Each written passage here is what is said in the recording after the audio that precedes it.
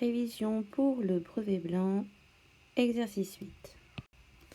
Alors, dans cet exercice, on nous dit qu'une usine doit fabriquer des boîtes cylindriques de contenance 250 cm3, dont on a une représentation ici en perspective cavalière.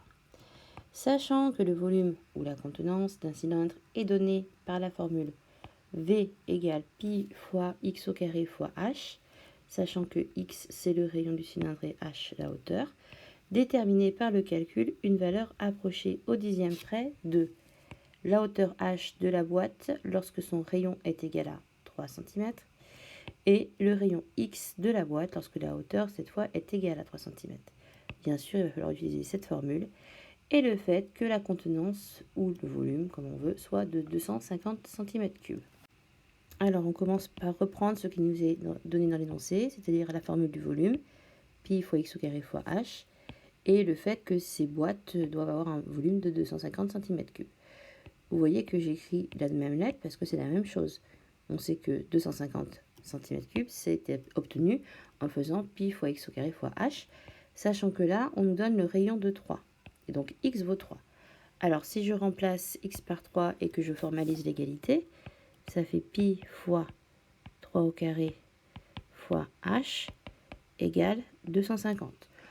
Vous voyez en fait qu'on arrive sur une équation et à la place d'avoir x comme inconnu, cette fois, on a h. Mais bon, ça revient au même, hein, c'est le même principe. On va pouvoir améliorer un peu l'écriture là. 3 au carré fois pi. Alors maintenant, vous avez quand même des bases en calcul littéral. 3 au carré, ça fait 9 fois pi. On peut écrire ça sous la forme 9 pi. Donc 9 pi, je laisse ce fois là exprès, fois h, égale 250. Sauf que nous, on ne veut pas 9 pi h, on veut h tout seul. Et donc, cela revient à diviser 250 par 9 pi. Et oui, parce que pour que je puisse me débarrasser du fois 9 pi ici, je dois diviser par 9 pi de chaque côté. Bah, à gauche, ça disparaît. Et à droite, on a le calcul à faire. Ce calcul, vous le réalisez à l'aide d'une calculatrice et vous trouvez environ 8,8 cm. Petite remarque ici, pensez bien à prendre la touche pi de la calculatrice et pas la valeur approchée 3,14. Ça, c'est une valeur qu'on peut prendre en sixième, qui est vraie, hein, mais pas toujours assez précise dans les calculs niveau troisième. Donc en troisième, on a la calculatrice, on l'utilise régulièrement et on utilise la touche pi de la calculatrice. Alors pour la question 2, on utilise la même chose que la question A, la formule du volume et le fait que ça soit égal à 250. Et on va écrire l'égalité, cette fois en remplaçant h par 3. Et donc on se retrouve avec pi fois x carré fois 3 égale 250. Là encore, on peut améliorer l'écriture. Ça fait 3 pi fois x carré égale 250. Donc comme tout à l'heure on avait divisé par 9 pi, cette fois on va diviser par 3 pi.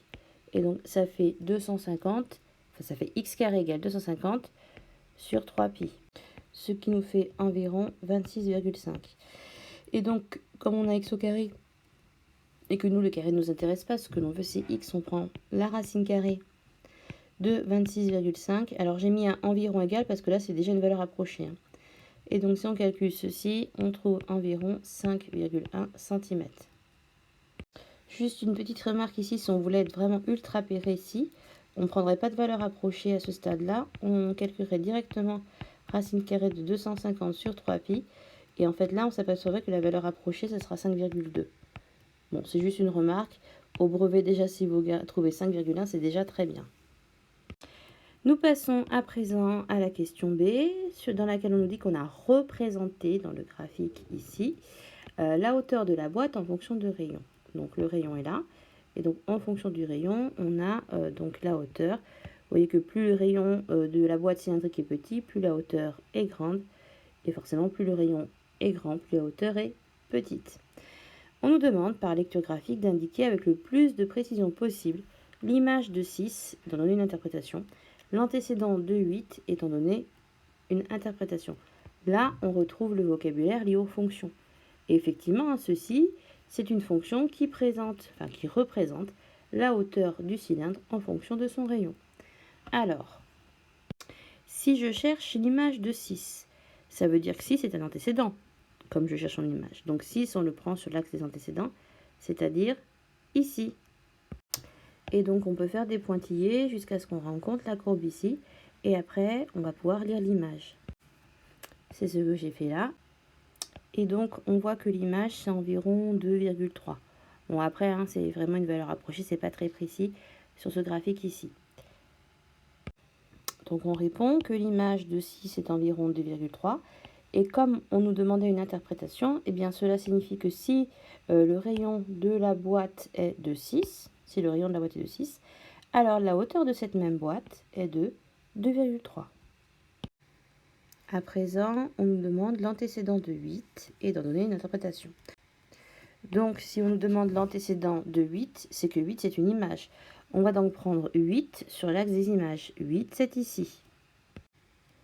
On part donc de 8, on va jusqu'à la courbe. Puis, on descend jusqu'à l'axe des x pour voir à quel x cela correspond justement. On voit qu'on est à peu près à 3,2. À peu près, encore une fois, c'est une valeur approchée. Donc en phrase-réponse, on peut écrire que l'antécédent de 8 est environ 3,2. Et quand, par rapport à notre situation, l'interprétation, cela signifie que si la hauteur de la boîte est de 8 cm, alors son rayon est de 3,2 cm. C'est tout pour l'exercice 8.